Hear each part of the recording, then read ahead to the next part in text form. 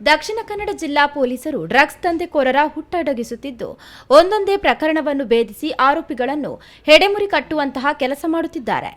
ಇದೀಗ ಗೂಡ್ಸ್ ವಾಹನದಲ್ಲಿ ಸಾಗಾಟ ಮಾಡುತ್ತಿದ್ದ ಭಾರಿ ಪ್ರಮಾಣದ ಗಾಂಜಾವನ್ನು ಪುತ್ತೂರು ತಾಲೂಕಿನ ಪಡುವನೂರು ಗ್ರಾಮದ ಸಜಂಕಾಡಿ ಎಂಬಲ್ಲಿ ಸೀಜ್ ಮಾಡಲಾಗಿದೆ.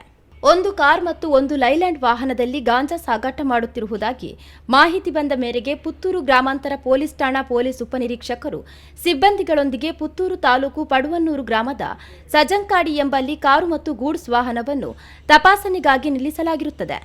ಕಾರಿನ ಚಾಲಕನನ್ನು ವಿಚಾರಿಸಿದಾಗ ಆತನು ಬೆಳ್ತಂಗಡಿ ಚಾರ್ಮಾಡಿ ಗ್ರಾಮದ ನಿವಾಸಿ ರಫೀಕ್ ಎಂಬುದಾಗಿ ತಿಳಿಸಿದ್ದು, ಆತನ ವರ್ತನೆಯಿಂದ ಸಂಶಯಗೊಂಡು ಕಾರನ್ನು ತಪಾಸಣೆ ನಡೆಸಿದಾಗ ಪ್ಲಾಸ್ಟಿಕ್ ಕವರ್ನಲ್ಲಿ ಸುಮಾರು 100 ಗ್ರಾಂ ತೂಕವಿರುವ ಗಾಂಜಾ ಗಿಡದ ಎಲೆಗಳಂತೆ ಇದ್ದಂತಹ ಸೊಪ್ಪು, ಹೂವು ಹಾಗೂ ಕಾಯಿ ತುಂಬಿಸಿದ್ದ ಕಟ್ಟು ಪತ್ತೆಯಾಗಿದೆ.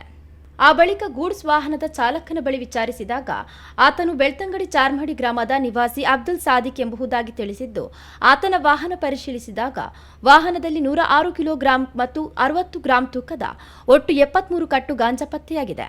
ಈ ಬಗ್ಗೆ ಚಾಲಕನಲ್ಲಿ ವಿಚಾರಿಸಿದಾಗ ಗಾಂಜಾ ಸೊಪ್ಪುಗಳನ್ನು ಕೇರಳ ಹಾಗೂ ಮಂಗಳೂರು ಮತ್ತು ದಕ್ಷಿಣ ಕನ್ನಡ ಜಿಲ್ಲೆಯಲ್ಲಿ ಮಾರಾಟ ಮಾಡಲು ತೆಗೆದುಕೊಂಡು ಹೋಗುತ್ತಿರುವುದಾಗಿ ತಿಳಿಸಿರುತ್ತಾರೆ. ಮುಂದಿನ ಕಾನೂನು ಕ್ರಮಕ್ಕಾಗಿ ಸದ್ರಿ ಗಾಂಜಾವನ್ನು ಸಾಗಾಣಿಕೆಗೆ ಬಳಸಿದ ವಾಹನಗಳನ್ನು ಹಾಗೂ ಆರೋಪಿಗಳು ಬಳಕೆಯಲ್ಲಿದ್ದ 2 ಮೊಬೈಲ್ ಫೋನ್ಗಳನ್ನು ಸ್ವಾಧೀನಪಡಿಸಲಾಗಿದೆ. ಈ ಬಗ್ಗೆ ಪುತ್ತೂರು ಗ್ರಾಮಾಂತರ ಪೊಲೀಸ್ ಠಾಣೆಯಲ್ಲಿ ಪ್ರಕರಣ ದಾಖಲಾಗಿದೆ.